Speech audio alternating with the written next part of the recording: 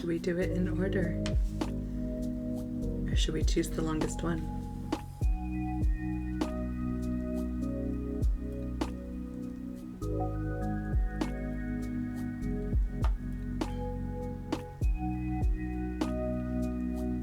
Editor's choice says order matters, so we will do order.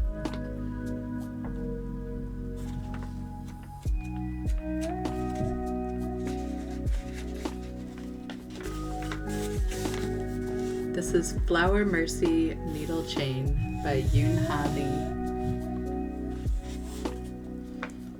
It's featured in this year's Best Science Fiction and Fantasy of 2011, edited by Rich Horton.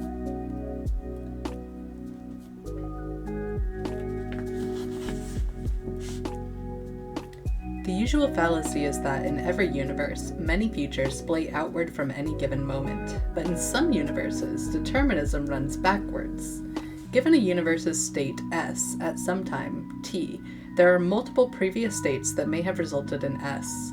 In some universes, all possible paths funnel towards a single fixed ending, omega. If you are of militarian bent, you might call omega Armageddon. If you are of a grammatical bent, you might call it punctuation on a cosmological scale. If you are a philosopher in such a universe, you might call omega inevitable.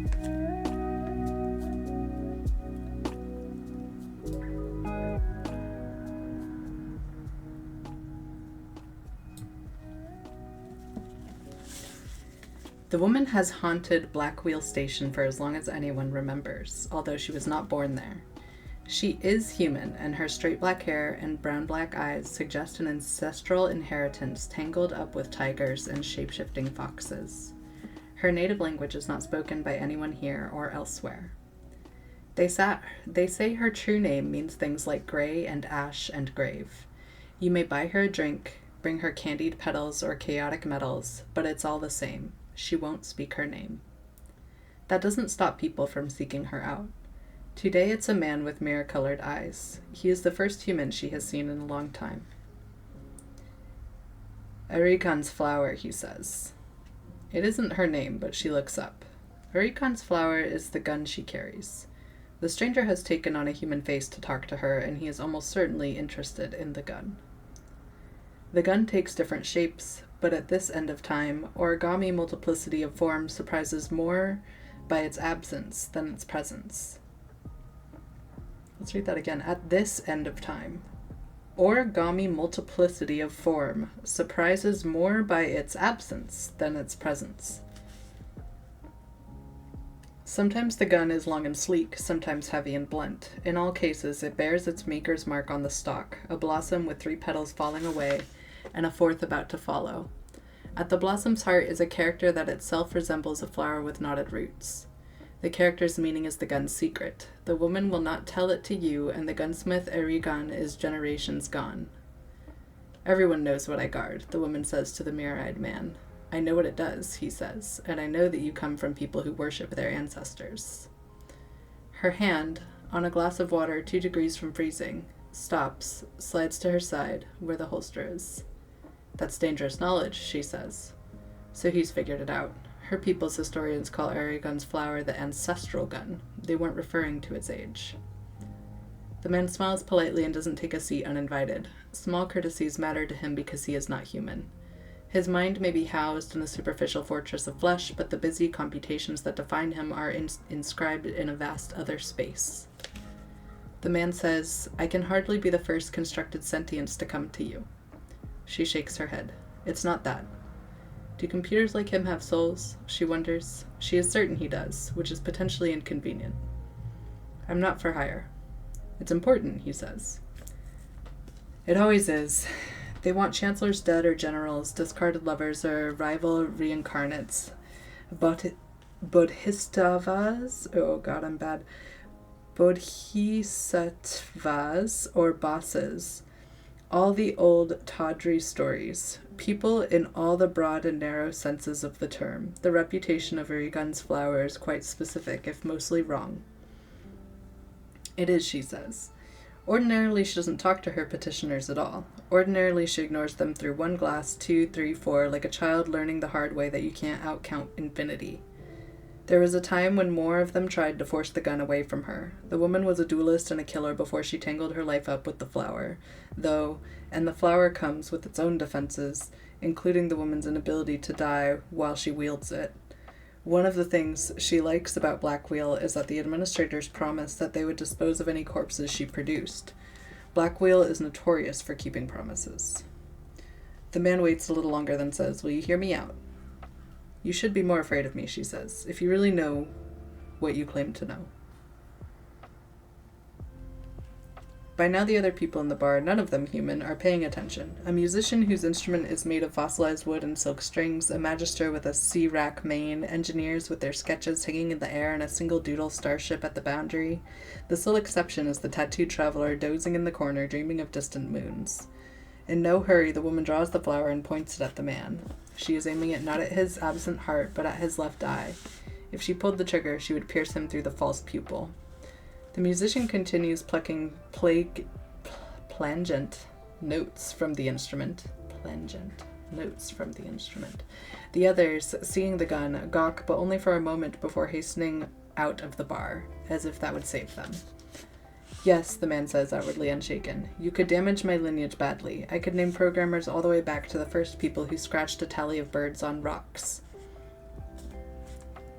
The gun's muzzle moves precisely, horizontally, now the right eye. The woman says, "You've convinced me that you know. You haven't convinced me not to kill you." It's half a bluff. She wouldn't use the flower, not for this, but she knows many ways to kill. "There's another one," he says. "I don't want to speak of it here, but will you hear me out?" She nods once, curtly. Covered by her palm, engraved silver bright in its language no one else reads or writes, is the word ancestor.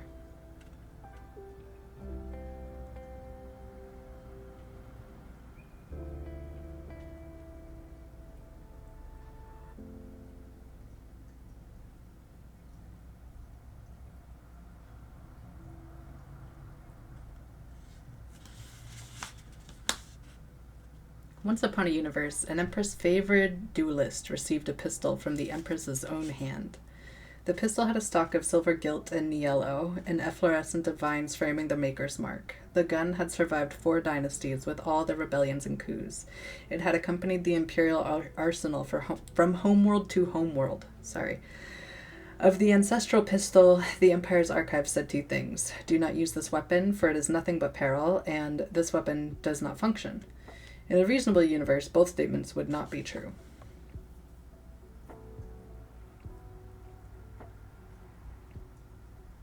Yeah, I wonder what the chicken sauce is. The man follows the woman to her suit.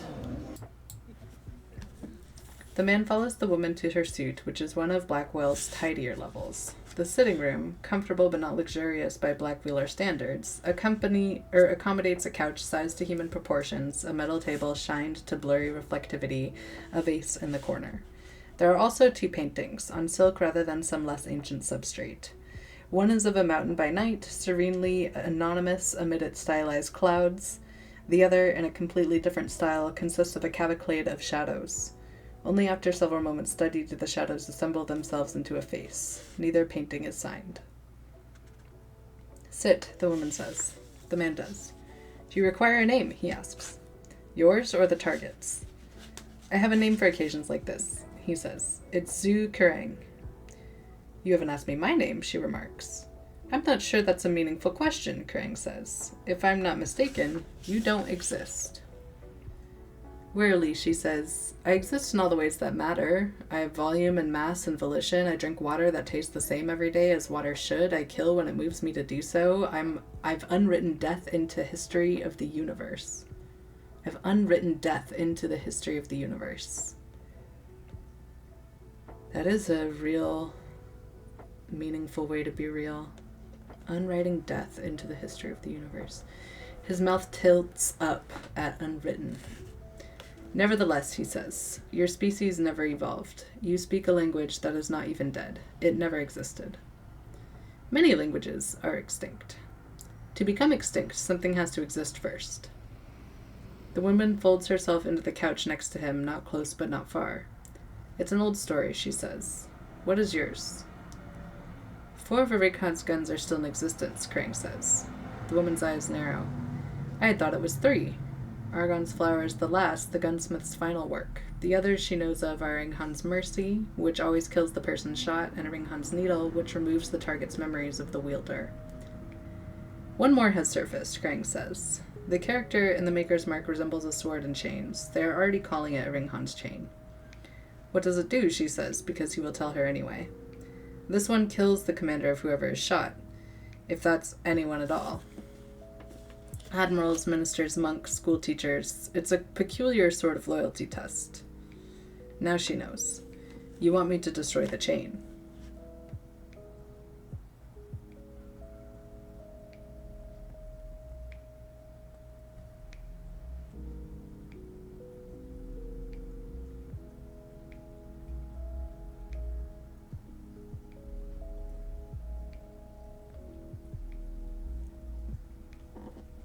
Once upon a universe, a duelist named Chiron took up the gun that an empress with empiricist tendencies had given her.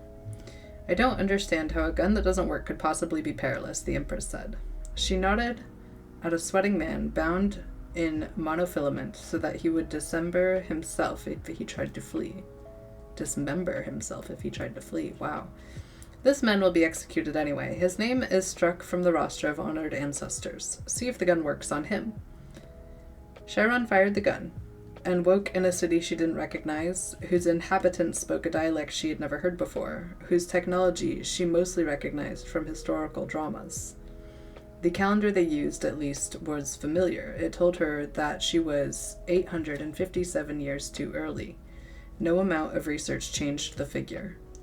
Later, Chiron deduced that the man she had executed traced his ancestry back 857 years to a particular individual. Most likely the ancestor had performed some extraordinary deed to join the aristocracy and had, by the reckoning of Chiron's people, founded his own line. Unfortunately, Chiron didn't figure this out before she accidentally deleted the human species. Yes, Krang says. I have been charged with preventing further assassinations. Ringhan's chain is not a threat I can afford to ignore. Why didn't you come earlier then, Chiron says. After all, the chain might have lain dormant, but the others...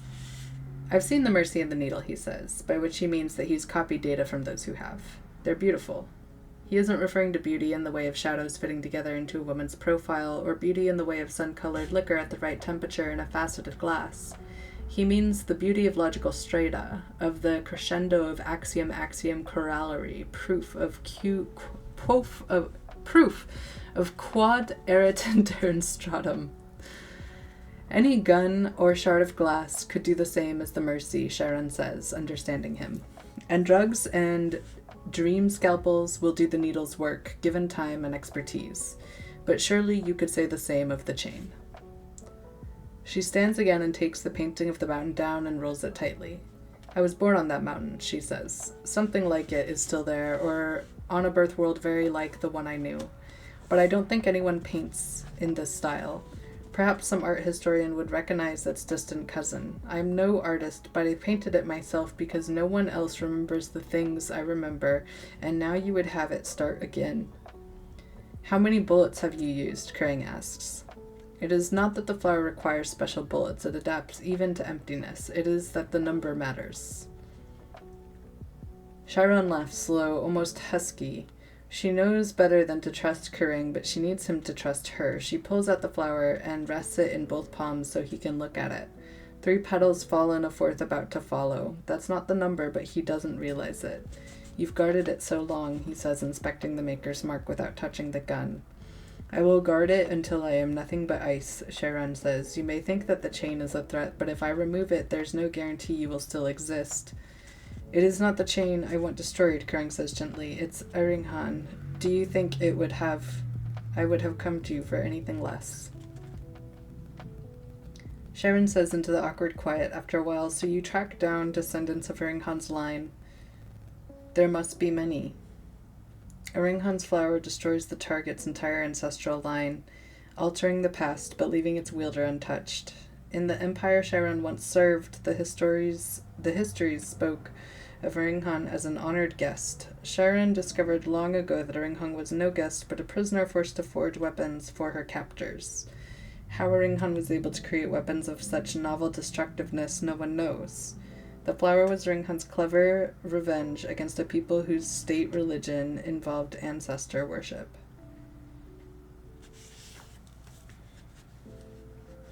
If descendants of a Ringhan's line exist here, then Ringhan herself can be undone and all her guns unmade. Sharon will no longer have to be in exile in this timeline, although it is true that she cannot return to the one that birthed her either. Sharon snaps the painting taut. The mountain disintegrates, but she lost it lifetimes ago. Silent lightning crackles through the air. Unknots Zuckering from his human-shaped shell, tessellates dead-end patterns across the equations that make him who he is. The painting has other uses, as do the other things in this room. She believes in versatility, but this is good enough. Krang's body slumps on the couch, and Chiron leaves it there. For the first time in a long time, she is leaving Blackwheel Station. What she does not carry, she can buy on the way, and Blackwheel is loyal because they know, and they know not to offend her. Blackwheel will keep her suit clean and undisturbed and deliver water near freezing in an elegant glass night after night, waiting. Krang was a pawn by his own admission. If he knew what he knew and lived long enough to convey it to her, then others must know what he knew or be able to find it out. Krang did not understand her at all. Chiron mazed herself from the station to seek passage to one of the hub worlds where she can begin her search. If Chiron had wanted to seek revenge on a Ringhan, she could have taken it years ago, but she will not be like a Ringhan. She will not destroy an entire timeline of people, no matter how alien they are to her. Chiron had hoped the matters would not come to this. She acknowledged her own naivety. There is no help for it now. She will have to find and murder each child of a Ringhan's line. In this way, she can protect the woman herself, protect the accumulated sum of history in case someone outwits her after all this time and manages to take the flower from her.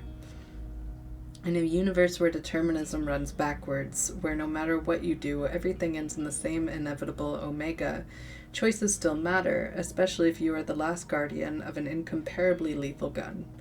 Although it has occurred to Chiron that she could have accepted Krang's offer and that she could have sacrificed this timeline in exchange for the ones in which neither Ringhan nor the gun ever existed, she declined to do so. For there will come a heat death, and she is beginning to wonder, if a constructed sentience, a computer, can have a soul, what if the universe itself, the greatest computer of all? In this universe, they reckon her old. Chiron is older than even that. In millions of timelines, she has lived the pallid end of life. In each of those endings, Ringhan's flower is there, as integral as an edge to its blade. While it is true that science never proves anything absolutely, that an inconceivably large but finite number of experiments always pales beside infinity, Chiron feels that millions of timelines suffice as proof. Without a Ringhan's flower, the universe cannot renew itself and start a new story. Perhaps that is all the reason the universe needs, and Chiron will be there when the heat death arrives, as many times as necessary. So she sets off. It is not the first time she is killed, and it is unlikely to be the last, but she is not, after all this time, incapable of grieving.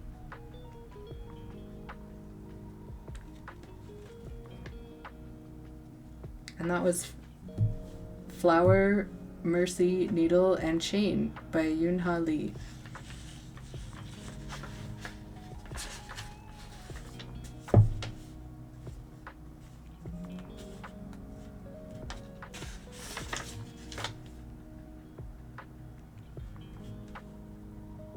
I think we have time for one more.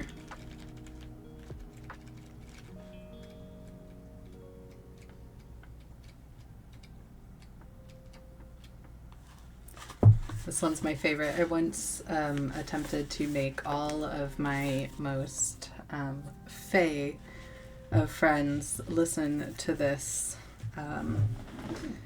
while seated in a room together. So you will have to be, you will be forced to suffer as they suffered listening to me read this. This is The Other Graces by Alice Sola Kim. I thought really hard about Not to bring us all out of the mood. Well, then I won't.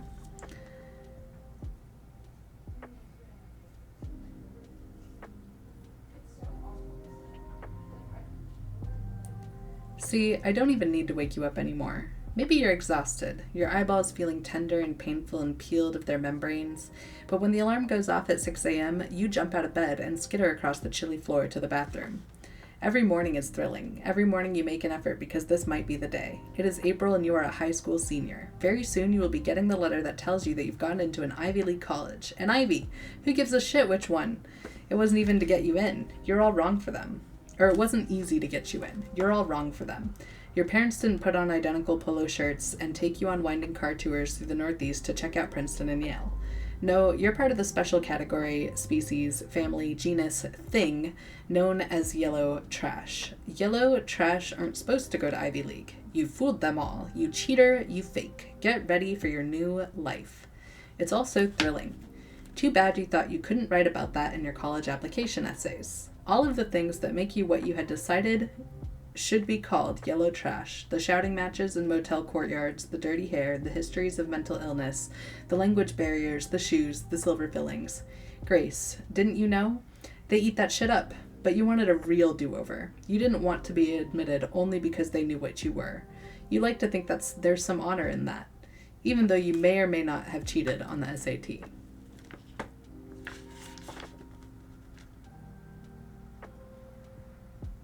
Breakfast is last night's dinner of chili white rice and kimchi, which keeps your stomach full and your breath nasty, good things for a city girl on the go without a car.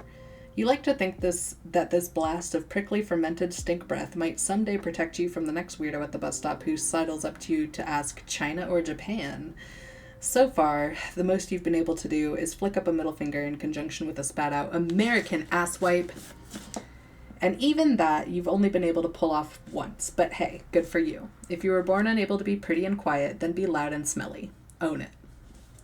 When you leave the house for the day, your mother is gone and your brother is still at work. When you return, your brother will already be perched on the couch watching TV. You pause at the door and rest your head on the jamb. The house is so quiet, all yours for now, and you will miss it. Catch the bus, Grace, the bus! It takes 2 city buses to get to your high school. You had started there right before your parents got divorced. You could walk 7 blocks to go to nearby similarly shitty high school, but faced with the choice of shitty familiar and shitty new, you chose shitty familiar.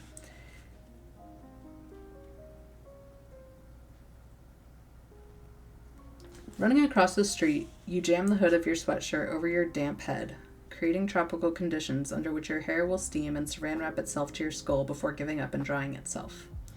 Why do people even use hair dryers? They make you go deaf. You're just happy to have shampoo. It was not that long ago when your family could not afford shampoo and so used soap. People, as in other 10-year-old girls, noticed. Perhaps being poor either turns out one into an animal or a classy aesthetic with eye-popping cheekbones. It makes you into an animal, the fur of your head as oily and felted as a grizzly's. Wow, that was really hard for me to read. I'm going to go back. Get back into the story. Running across the street, you jam the hood of your sweatshirt over your damp head, creating tropical conditions under which your hair will steam and saran wrap itself to your skull before giving up and drying itself. Why do people even use hair dryers? They make you go deaf. You're just happy to have shampoo. It was not that long ago when your family could not afford shampoo and so used soap. People, as in other 10-year-old girls, noticed. Perhaps being poor either turns one into an animal or a classy aesthetic with eye-popping cheekbones. It made you into an animal, the fur on your head as oily and felted as a grizzly's.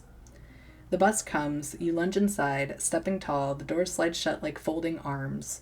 On the sweating brown seat, you pull out a book to read, a charming little volume titled Science Fiction Terror Tales, but instead you wedge it under your thigh and close your eyes. Last night you dreamed a familiar dream, so familiar that all you have to do is drift off in order to call it back. It's a Grace convention up there, populated with girls and women who look exactly like you. GraceCon always meets in a different location, in hammocks that don't connect to anything you see, a rainforest to the bottom of a swimming pool. Last night was the swimming pool. Graces were turning somersaults, sitting cross-legged on the bottom of the pool, knifing through the water. You just hung there, inhaling as if the heavy blue water was both fresh air and a nice cold drink. Always in dreams, the Graces look at you and they go, and it's words in Korean. I don't know what it says. You ask them, and it's more Korean characters. Your accent is perfect. You sound like an engineer of one of those K-dramas that your mother is addicted to. And more in Korean that I don't understand. They answer. In the dreams, you understand every word. On the bus, when you jerk awake, your face feels tired. It's the same way your face always feels after elementary school slumber parties. Your eyebrows were unused to being hoisted so high, and your mouth corners felt as though they had been pushed wide and pinned. Back then, your face didn't move much. When anyone in your family smiled, your pops got paranoid. He thought the joke was on him. Now it is. It is. Origin story. You first figured out that you were yellow trash when you were 13 and attended a summer music camp 2 hours away in a nice neighborhood with a good school district. We both know that you're not that good at the violin, but already you were thinking about college applications and searching for cheap and easy ways to make yourself appealing to admissions officials. Anyway, you were getting off the bus in that nice neighborhood when the handle of the violin case slipped out of your hand. You stopped to wipe your sweaty hand on your t-shirt. Someone pushed up behind you and said, "Out of my way, chink." Who said that? Surely the dickhead utterer of such words must have been green-skinned, 1,000 feet tall, dragging a spiked club behind it just as it picked and ate its own boogers. But no, it was just some pretty white girl, a little older than you, high ponytailed and tall. She didn't even look at you as she walked past. It was also very racist that you felt as though you were watching a movie of yourself. A movie about racism. Oh, but for you it was playing the Extremo Feels version, in which you felt everything, all the hurt and shock. And that despite your best efforts to blend in, to embody a whiter shade of Asian, this thing just happened to you. It had happened before, and it would happen again. It was unfair how everyone could look at her and not see a, let's be blunt, Grace, a racist asshole, but just about anyone could look at you and see a chink. You walked to the middle of school where the music camp met, and spent a few minutes in quiet shock as everyone around you chattered and warmed up. Ann Lee, who played the cello, asked you what was wrong. "Someone called me a chink on the way over here," you say. Anne opened her mouth so you felt encouraged to spill. You said, "I didn't even do anything to her. I hate people." "Wow," she said. She gave you a look of pity. "No one's ever called me a chink before." At this you crumple like a soda can. "Never? Bitch, please," you thought. "If you believe that, I have a very lovely, pagoda to sell you. Admit it, you wondered how it could be that you got chinked about once a month, but Anne never in her entire life. Wasn't there enough racism to go around?" It was then that you realized there are many different kinds of Asian girls. One kind is yellow trash, and that is what you are. No matter how you brush your hair, and wear Neutrogena lip shimmer, and speak perfect English with nary a trace of fobbishness, and play a string instrument like, say, Ann Lee, you are not like her, and you will never be like her, because you are yellow trash, and people can tell, even if it takes them a while.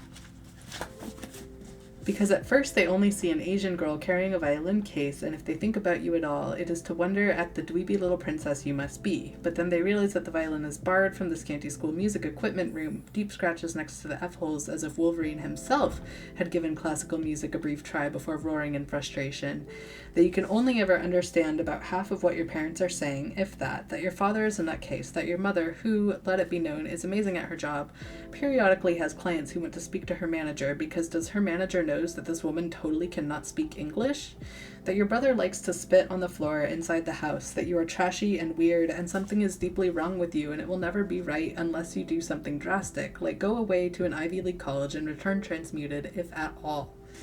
You like to think that the Ivy League is a mystical miraculous, that it is a biography, it erases everything that came before, or else imbues an ignoble childhood with a magical sense of purpose. And it goes without saying that charms the life that comes after it. That it charms the life that comes after it. Grace, you moron. But I understand. Things were rough. You got single-minded.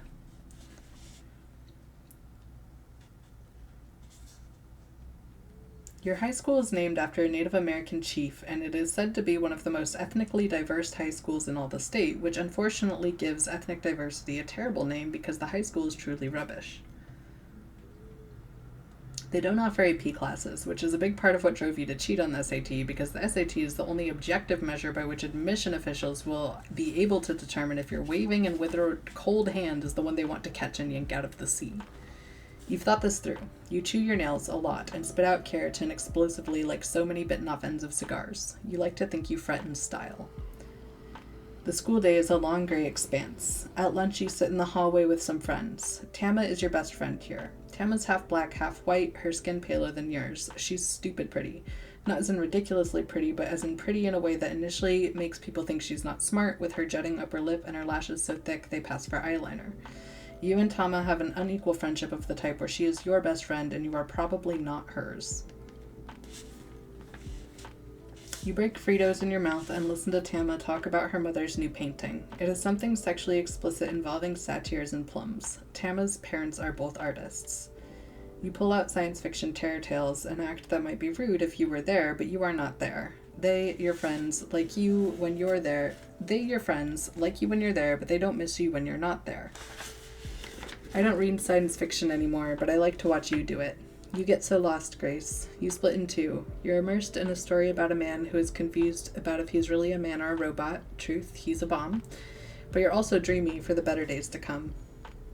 Right now you're a weirdo in a hooded sweatshirt, a skinny girl shapeless but for a gigantic ass. Think of a boa constrictor that's just eaten a goat. Stand the boa constrictor on its pointy end. The goat, sliding deeper into the body, is in one thick lump, is your ass. The rest of you, in this example, is the boa constrictor, which was chosen because obviously boa constrictors do not have tits. But someday, far into the future, you will look fine. You will have money to spend on your clothes instead of going to the thrift store and pretending that the stuff there is cool, but really everything's been picked over by tattooed 20-somethings, and all that's left are racks of sad tank tops with droopy armpits and flared stretched denim. Your hair will be washed with shampoo like the snot of unicorns, and cruel hairstylists who are rude to everyone but kind and complimentary to you will shear you into acceptability. Someday you'll learn on your own that things that no one bothered to teach you. Someday you'll learn on your own the things that no one bothered to teach you. You'll be a lovely young woman. Yes, you will.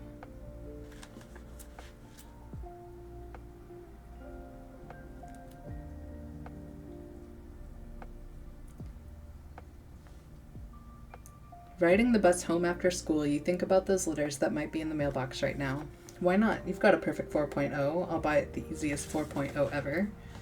Crazy extracurriculars, a brilliant essay all about, realizing stuff at important moments, and an SAT score of 2400. A perfect score.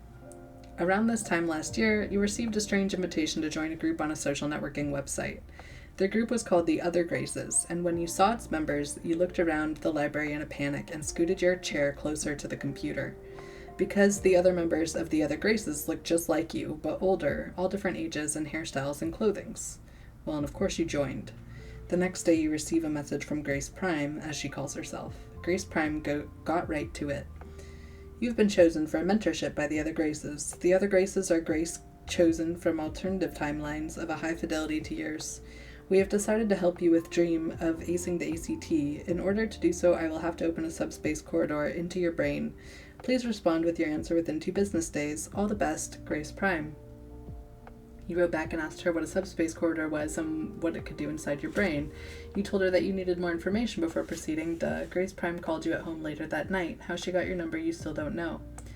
It's a way of traveling between universes, says Grace Prime. You won't feel anything. Well, you may experience a side effect of odd dreams, but just here and there. That's the nature of the beast. It's an invasion, dear. It's a kindly invasion. You don't need to be afraid. The cordless handset rested on your face. You tapped your feet on the wall. You'll all be inside my brain? For how long? Grace Prime's voice was old.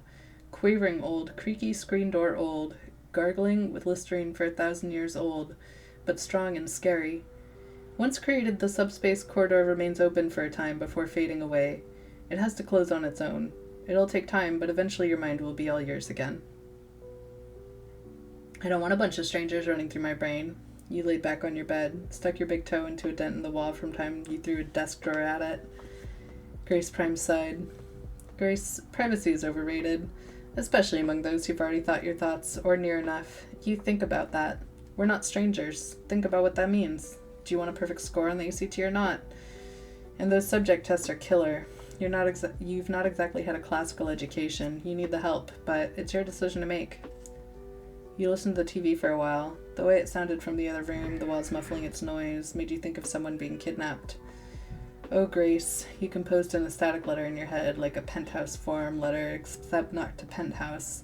Dear amazing stories, you'll never believe what happened to me. Then slowly you agree to everything. Good, Grace Prime said. You won't regret it. We get results. We change lives. Now what? Now I tell you the truth, she said. The subspace connection was already opened. It was the only way we could talk. She coughed, but not in an embarrassed way. I'm sorry. I do hate to trick a Grace. Your head jerks up just a little. The phone stayed stuck to your cheek. We're talking on the phone. You called me on the phone. Unfortunately not, she said. Sorry. The dial tone became louder, turned up and up until it was all you could hear, and then you realized that it was all you had ever been hearing. You never spoke to Grace Prime again. Grace Prime, ancient, weird, brilliant. You wonder how she's been. Moved on to another young Grace, you imagine.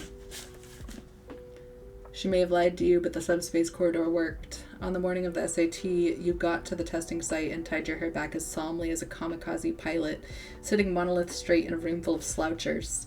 The answers came to you unbidden. If not of you, then from you.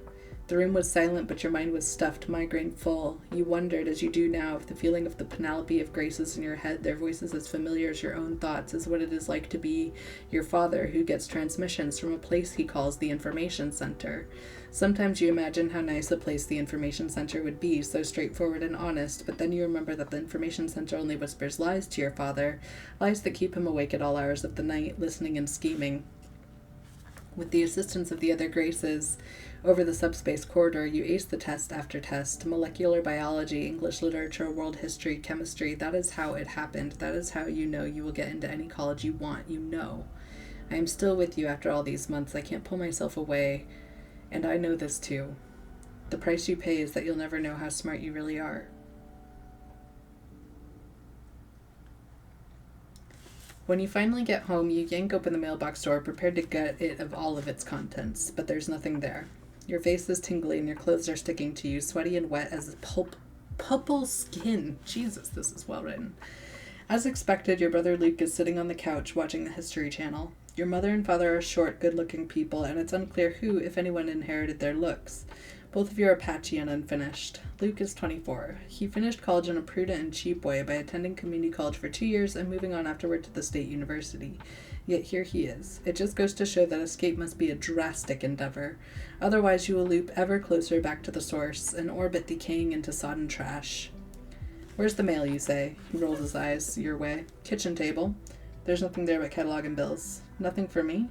Nope. Are you sure? He sighs deeply. You know Luke is tired from his nocturnal job, making x-ray copies for hospitals. He also works at a discount department store. But you think this is no excuse for being such a butthead, a terrible brother, a faker, a conspiracy theorist. He finally says, Dad came by earlier. I saw him through the window. He took something out of the mailbox. Are you kidding me? Why didn't you stop him? Did you see what it was? He would have made me let him into the house, your brother says simply. It was a big envelope. Stop fucking yelling. The last time your father got into the house, he went around cleaning everything up, which meant collecting a bunch of papers and magazines from your and your mother's rooms and ripping those up. Then he walked around the living room and took all the Christmas and birthday congratulation cards that your mother had received over the years and put on the walls. He ripped those up too. You came home to 3 big grocery bags full of ripped up paper clustered neatly by the front door, and your brother in his room with his door closed. Your mother's not much of a yeller, but that night she really went off on your brother, which at first appeared ineffectual because Luke already had the mien of one who had just been yelled at regardless, but after that he never let your father into the house again. Luke already has the mien, M-I-E-N, of one who has just been yelled at no matter what. Ah, Luke. But after that he never let your father into the house again. Standing there in the living room, shoes still on, and your mother will kill you if she knew. Your mother would kill you if she knew. You consider your options. You're not going to call your mother. It will only stress her out, and then she will stress you out, and then you will feel sorry that you ever said anything. After their divorce, you discovered that your father had given your mother some kind of head injury years and years ago. It's hard to picture now. He is like King Mr. Head Injury himself now, a man who got knocked straight out of the world in which he is a millionaire and people are conspiring against him in buzzing clusters into this world where he's a bum and no one believes a thing he says. He's not capable of hurting anyone now, but you must remember once he was.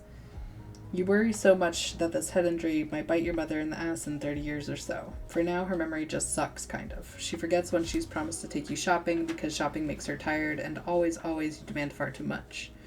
Once upon a time, she had 3 jobs. A main job at the shipping company, an occasional job at the nearby fried fish food place, and the jewelry counter at J.C. Penney's on the weekends. Now she only needs 1 job, but the tiredness persists, deepens into something chronic. It's also a language barrier thing, this occasional drift quality to her, after all. If your life began happening in the Korean language, you wouldn't be able to remember or express anything for shit. You only call your mother when you tell her the good news about college. She'll be thrilled. She's the saddest and least trashy out of all of you. This is why life is hardest for her. You allow yourself to behave badly while she abstains. I need a ride downtown, you say to your brother. I'm busy, he said. It's the History Channel. They show everything 5 billion times. Ancient astronauts, says Luke. In the chariot of the gods. Chariots of the gods. He grins stiffly and holds his head back in a way that makes him look seedy and double-chinned, unpleasantly taxidermied. Come on, Luke. He's gotten in a state. He does this all the time, and it is so awful. He'll repeat phrases from his conspiracy theory books over and over again, perform weird ticks and squeaks. This is where the spitting on the floor thing comes in. You know he doesn't have Tourette's. You know, but he likes to act like he does. You will understand later that damage manifests itself in so many different ways. Later, you might have sympathy for Luke with his fake Tourette's. Today, however, all you can think of is that he is disgusting. Ancient astronauts. Shut the fuck up, you say, grabbing your backpack and moving out the door. Don't tell me to shut up, Luke says, suddenly angry. You hate your brother. Yes, you do right now. You become even more furious when, turning back to Luke, you spy a glob of spit on the floor by the couch. He could stop himself from spitting in the house, but he just doesn't. The sight of it grosses you out, but even more so it makes you feel existentially depressed and low and lonesome, all for your brother. For there are times when you are near friends, when you sit and watch The Simpsons reruns together and he forgets to spit on the floor and act crazy, or times when you ask him polite questions about his conspiracy theories and try to listen quietly, or times when he delivers unto you tiny kindnesses such as a new pair of ugly black socks from the department store where he works. But that's just not enough. It's not. The one time it's vital for you to get downtown very quickly, and it takes about an hour to get there on the bus, and the bus smells like poisonous butt mushrooms when it rains, which it did last night. Luke completely shuts you down. Fuck this stupid family. You sail out the door, your brother gets up to lock it behind you. You kick the door, he opens it and yells at you again. You run away as the screen door squeaks shut and the door slams, and then you assume your brother laps back into his History Channel stupor because there's really nothing else to do. You, as well as I, have had those times where you don't feel like trying anymore. You've thrown your SAT study books across the room. Big, flimsy blocks, they don't make much noise when they hit. You've laughed at your own words in the application essay. Wah wah, please take me. I'm ethnic enough for you, but not ethnic in all the wrong ways. I'm poor enough for you, but not so poor I can't pay. Let them find the truth out later.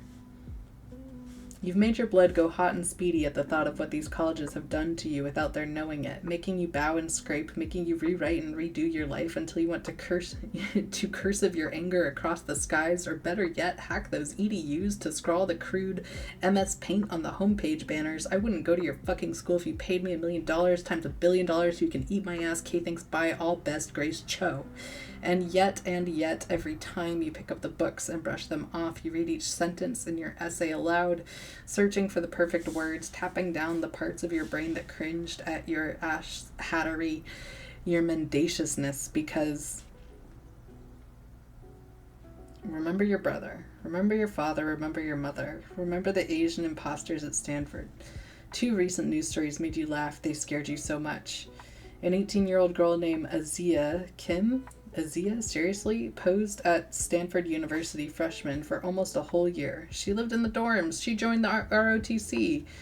Just a week after, a woman named Elizabeth Okazaki was discovered to be posing as a visiting scholar in the physics department at, yes, Stanford again, hanging out at Viridian Physics Laboratory and accomplishing the heroic feat of being even weirder and creepier than a pack of physics grad students. That is impressive. Azia and Elizabeth were both kicked off campus.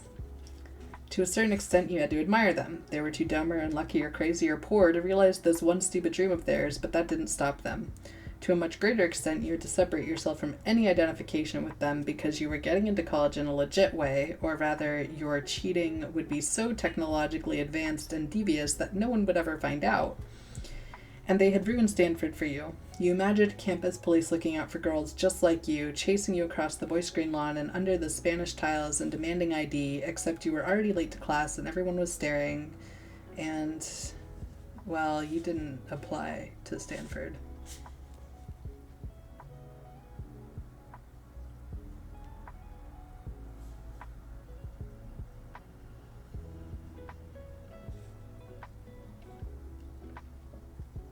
Your father shelters on the outskirts of downtown in an emptied neighborhood scattered with unsuccessful coffee shops, corner stores, dead brick businesses, and bus stops. The shelter is unobtrusive and looks like a tax office from the outside, except for a faded sign that reads, Francis Holt House. Francis Holt House. The buzzer is broken, so you wait outside the door, peering in through the glass until a resident spots you and lets you in. You've never seen him before, a middle-aged black man wearing a maroon t-shirt with a stretched-out neck.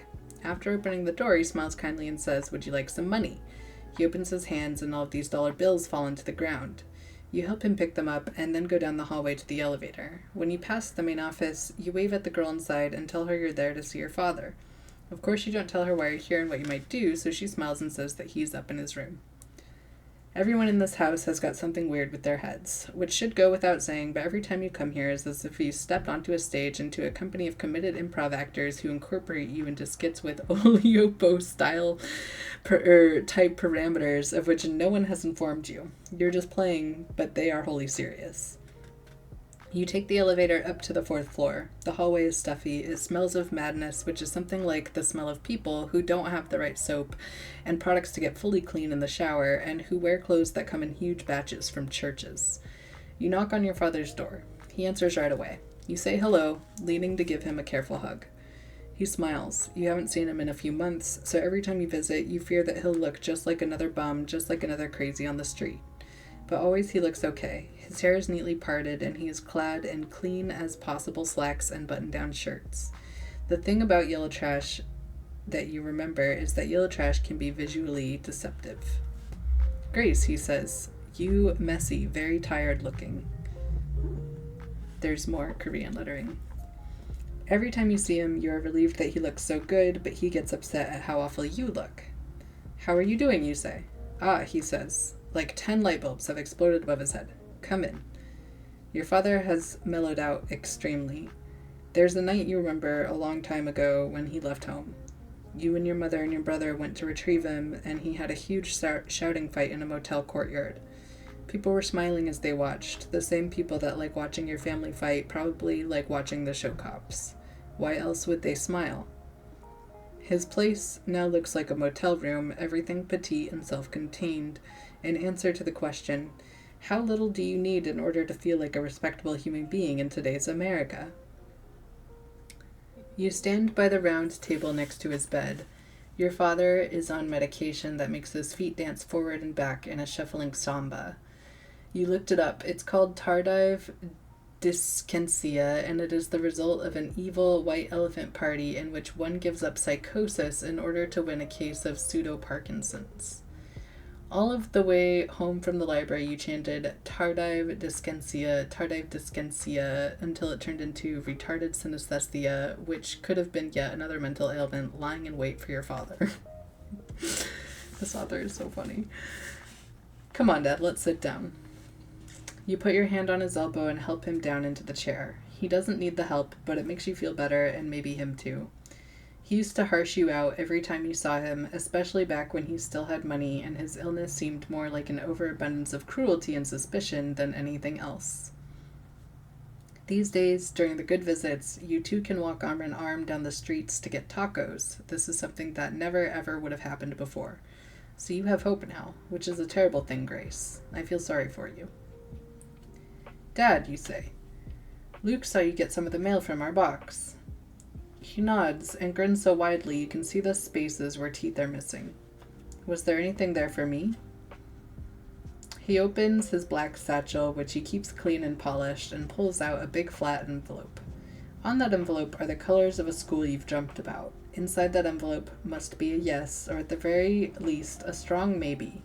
Around that envelope are your father's hands. He says, "I'm very proud of you." A sentence that you can understand in either English or Korean. You bask in it, you do. His pride in the fact that you finally understood something completely. Everything's so tenuous, and everything's about to be undone. "Thanks, Dad," you say. You and your father smile at each other, and he reaches over to pat you on the shoulder. "Can I see it?" you say. "No," he says loudly. "Keep safe. Information center." And there's a lot of Korean, but it's the same symbols over and over. He slides the envelope back into the satchel and rests his arm over it. "This is very good school, but you be careful. Information center, your mother, Catholic church, lawyer, money, Luke, millions, television news anchors. Sometimes you are not smart. Alec, I need to make you study. I will call school. I'm coming with you. We will go together." You know that's not true, and he can't. He just can't. It's all crazy talk. How's this guy going to get on a plane and follow you anywhere? He couldn't even ride the bus if he didn't get a pass from the shelter. But at the same time, everything he is saying is so true that your heart and your head want to explode. You feel like crying, but your body is set up to not cry. It's set up to shunt that impulse into thinking about crying, all the crying you will have to do later in your room at home. But by then it will be all gone. That's the problem with saving it up. Okay, he is saying. Heliumed with despair, because despair can make one oddly light. Isn't that right? Everything lost, and what remains is so stupid and pointless it's lighter than popcorn. You rise up and you stand over your father. He is small and thin in his paper bag cinched slacks, and you feel huge. You're taller than both of your parents because you were bred on meat and white bread and hateful and indigestible milk. This can happen to guys who are afflicted with bad dads. They take it until they're 15, 16, until they discover they're big enough to start hitting back. You're a girl, but over the years you've been getting angry and big too, so slowly that you had no idea it was happening. He looks up at you. The reds of his eyes are showing, the skin underneath them limpy and bagged. "Why are you so bad to me?" he says. "I'm not bad," you say. "You know what happened. You don't help stop. You blame me." "I don't know what to stop, Dad," you say. You're sinking again. You sink lower, catching your head in your arms, entirely exhausted. There are things you've got to do now. You're too tired to do them. You've got to call the school and ask them for another packet, have them send it to your high school or your mom's workplace. They'll say why, maybe, and you will have to tell them a lie. Or maybe you'll say none of your fucking business and slam the phone down and they'll unadmit you. Maybe it's all your father's fault that you were yellow trash and you will stay that way forever, but there must have been some way things could have been better, a way that is lost now. Plenty of people deal with plenty of things and they don't turn out trash. Oh, Grace. He reaches into the briefcase and takes out the envelope again. This time he opens it and pulls out the letter to show you. He hands you the letter. It's nice. A seal's been punched into the paper and someone is congratulating you. You barely read it. "That's fine," you say, and slide it back to him. "The letter's not the thing. I told you, Grace. This story ends well, so never you worry. You don't need the fucking letter anyway. You're in. No one can tell you that you're not. Don't cry, please." He says, "You study law or medicine. If you study law, you can do English too in undergrad." Uh-huh. A wailing rises up in your head. Your father talks about getting an apartment or even a house because he'll have money to burn near the campus when he can visit you every day. And there comes a moment when you almost wish it could be true, all these delusions of his. House and money and college degrees for anyone who wants those things so badly that they've jumped themselves onto the streets and into homeless shelters. "We can get a cat or a dog," he says. "Which do you want? Cat is cleaner." "I hate cats," you say. This is the worst. A pet, something he could nearly have, but he will never, ever have a pet. "What?" he says. "I like cats." "Calico," he says. "Those are the prettiest." How does he know that word?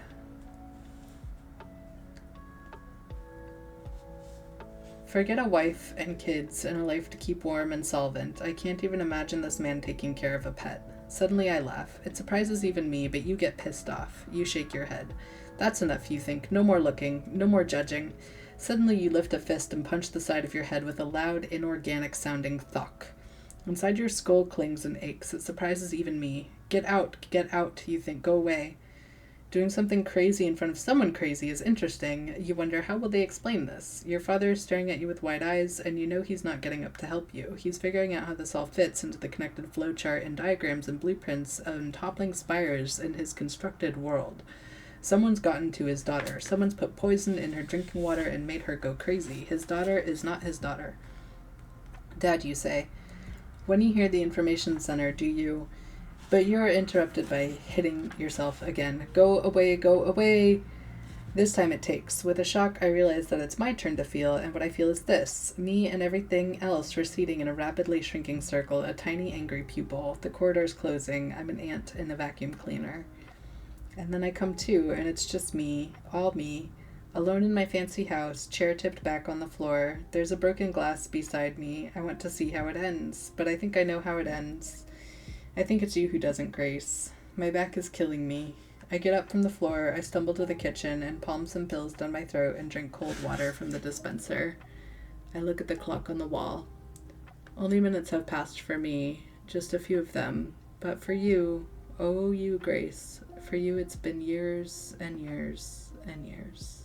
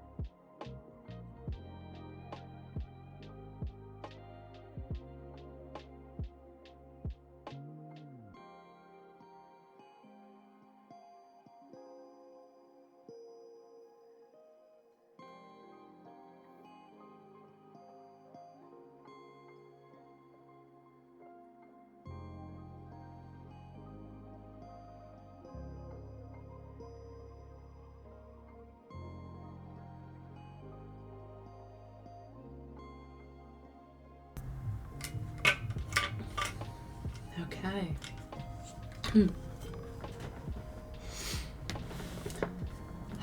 So that's the first 2 stories, and we have 4 more.